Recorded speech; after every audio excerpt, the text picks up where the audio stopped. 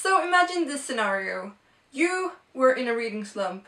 You watched my last video about short books and then you just got your reading mood back and now you're looking for a really big book. Well, you've certainly come to the right place. Hi everyone, my name is Amanda and today I will be talking about big books. So in my last video I talked about 8 amazing books under 300 pages, but today we are switching it up a bit because today we are talking about 8 amazing books over 500 pages. Yeah, and who doesn't like big books? Yeah. So like I said in my last video, I would be so happy if you wanted to tell me your favorite big books in the comment section below, because book recommendations is what we're dealing with here. Yeah, so if you have any really amazing books over 500 pages, please tell me in the comments. I would love to know. So the first book I'm going to talk about today is The Name of the Wind by Patrick Rothfuss. This book is 662 pages and I really enjoyed it while I read it. This is a fantasy book about an innkeeper called Quoth, and he basically tells the story of his life in great detail from when he was a very little kid until he grows up. And this is the first book in, I think it's 4 books or 3, I'm not quite sure. I have only read the first one though. I want to get my hands on the second one and I really enjoyed this book. It is very slow paced, but me, I don't have a problem with that, but if you have a problem with slow books, maybe you won't enjoy this as much, but I love this book. It was really good. So the next book I'm going to talk about is one of my all-time favorite middle grade series or books, and that is Eragon by Paolini, and this was my childhood. I loved this book when I was a kid. This is a fantasy book about a boy named Eragon who finds a dragon egg, and of course inside the egg it's a dragon, and he raises the dragon and becomes a dragon rider, and this book is just fantastic. I have read the entire series and I completely adore it, and enough said, I love this book. Totally worth a read if you haven't read it. So the next book I'm going to talk about is kind of an underhyped book in my opinion, and that is The Host by Stephanie Meyer. This book is 620 pages and I completely adore this book. I think that because the Twilight series has such bad publicity, this book is kind of dragged down with that, but this book is really great. This book is kind of post-apocalyptic because aliens has taken over Earth, but these aliens are very friendly, but they kind of take over and erases people's mind because they think that the human race has destroyed Earth and they need to save it. And this book follows a girl called Melanie, and she is one of the few humans left, but then she's caught and one of these souls are inserted into her brain, but she just refuses to let go. And you actually get to see the book from the alien's perspective, and the alien is called Wanderer, and she's just the sweetest, most amazing main character ever. They go on this epic journey to find Melanie's brother, who is still human, and oh, it's a fantastic book. Don't judge it by the Twilight series, please. So the next book I'm going to talk about is an adult paranormal book, and it is A Discovery of Witches by Deborah Harkness, and I read this 2 years ago I think. It has a sequel and the 3rd book comes out really soon I think.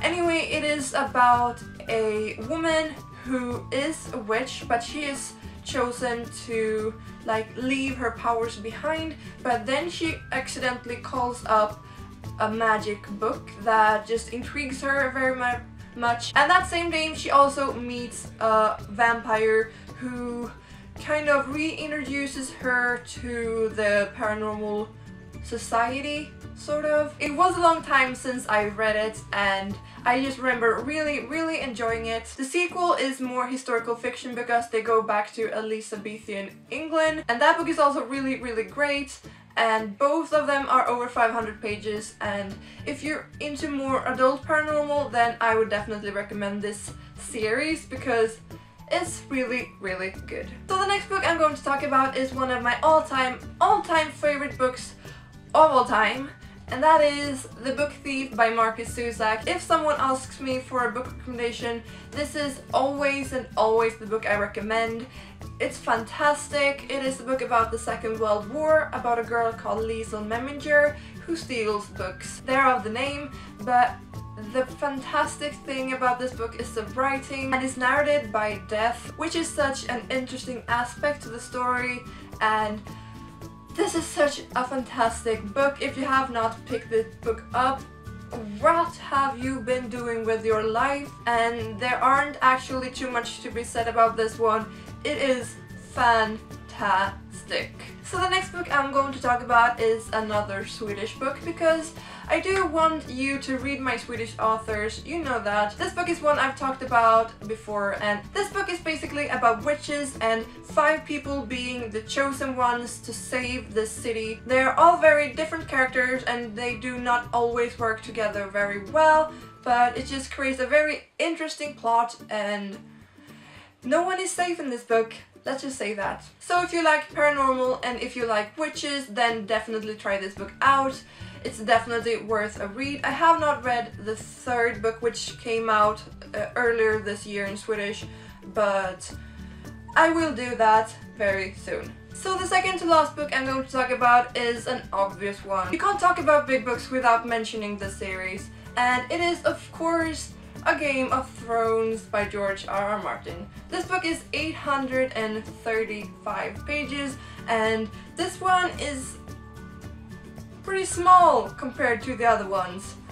But nevertheless, these books are amazing. If you do not know what these books are about, I don't know what you have been doing with your life, to be honest.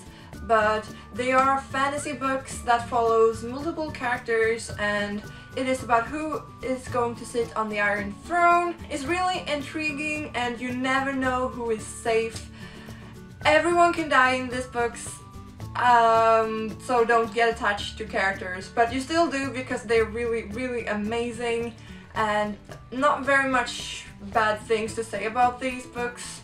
They are really good. Oh! So the very last book I'm going to talk about today is The Time Traveler's Wife by Audrey Niffenegger, and I read this book kind of a long time ago, but I still remember it being very, very close to my heart. This is also an adult book, and it follows 2 characters, Henry, and I do not remember the name of the girl, but Henry has this disorder, this thing that when he gets stressed out, he travels in time. And you get to follow these 2 characters from her being a child and him being an adult, him being very old and her being an adult, and because he's time traveling, you get to see them when they both know each other or no one knows each other, and it is kind of stressful to read about because you just want them to be together and be happy, and it's just really amazingly written, and the idea is very innovative. I think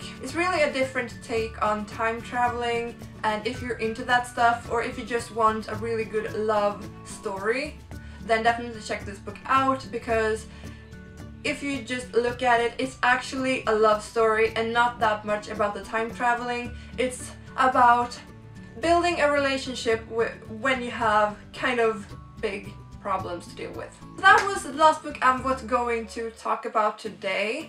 Like I said, leave your favorite big books over 500 pages in the comment section below. I would love to know about them. If you have not watched my other video with short books under 300 pages, then I will of course leave a link to that video in the description box below, and you should go watch that if you're in a reading slump, because short books are always good to have a look at if you don't feel like reading. So if you enjoyed this video, please give it a big thumbs up, because you know that would help me out a lot. Do not forget to subscribe, and I will see all of you guys in my next video, so stay tuned. Bye!